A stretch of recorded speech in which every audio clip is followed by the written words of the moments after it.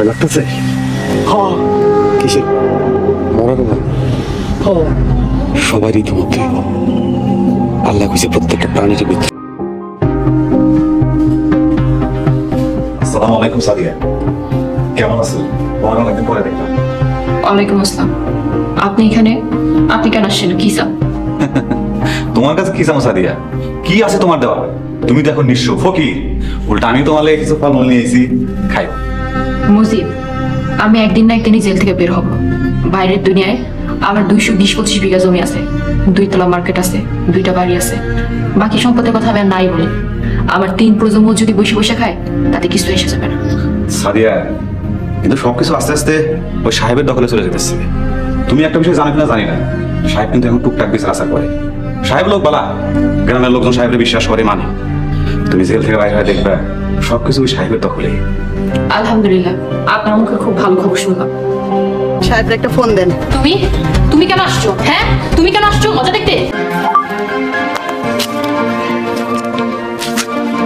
ওরে রিজিক খালু, এই মসজিদের কাছে 10-20 লাখ টাকা কিছু না। সাদিয়ার কষ্ট আমার কাছে কোটি টাকার উপরে। আর আমি এমন কষ্ট দিমু ও চিন্তাও করতে পারে না।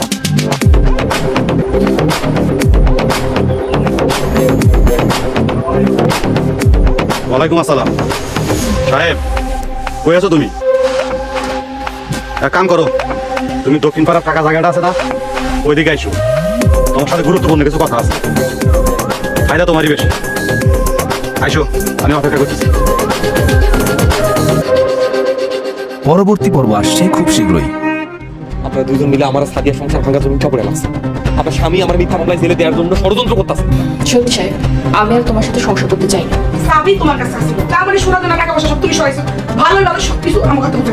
সাহেব, তোমার কোনো ক্ষতি করার ইচ্ছা আমার ছিল না, কিন্তু তুমি যদি আমার সাথে হাত না মিলাও, তুমি এখানে নিরাশা কোনো মুমিন বান্দাবান্দির পরিচয় বহন করে না। মুমিন বান্দাবান্দি কখনো। আসসালামু আলাইকুম। হ্যালো বন্ধুরা, আপনারা সবাই কেমন আছেন? আশা করি সবাই ভালো আছেন।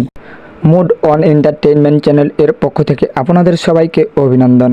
সব রকমের নাটকের তথ্য পেতে আমাদের চ্যানেলটি সাবস্ক্রাইব করুন এবং পাশে থাকা বেল আইকনটি ক্লিক করে আমাদের সাথেই থাকুন।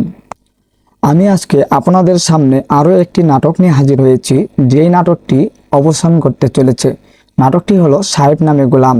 সাহেব নামে গোলাম নাটকটি ইগল টিম প্রযোজনায় হাসান হাফিজুর রহমান এর গল্পে নির্মিত।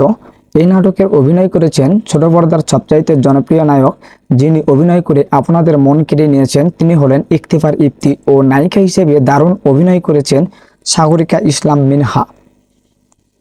এছাড়াও এই নাটকে অভিনয় করেছেন সারোয়ার কিরণ, হিয়ামণি, সুমন রেজা, জাহাঙ্গীর কবির, সুমন পাটোয়ারি সহ আর অনেকে। বন্ধুরা, ইতিমধ্যে সাহেব নামে গোলাম পর্ব 26 দেখতে পেরেছেন। আগামী 27 পর্বের মাধ্যমে সাহেব নামে গোলাম নাটকটি শেষ হতে যাচ্ছে। এই নাটকের শেষ পর্ব দেখতে পাবেন আজকে দুপুর 3 ঘটিকায়। আমাদের সাথে থাকার জন্য আপনাদের অনেক অনেক ধন্যবাদ।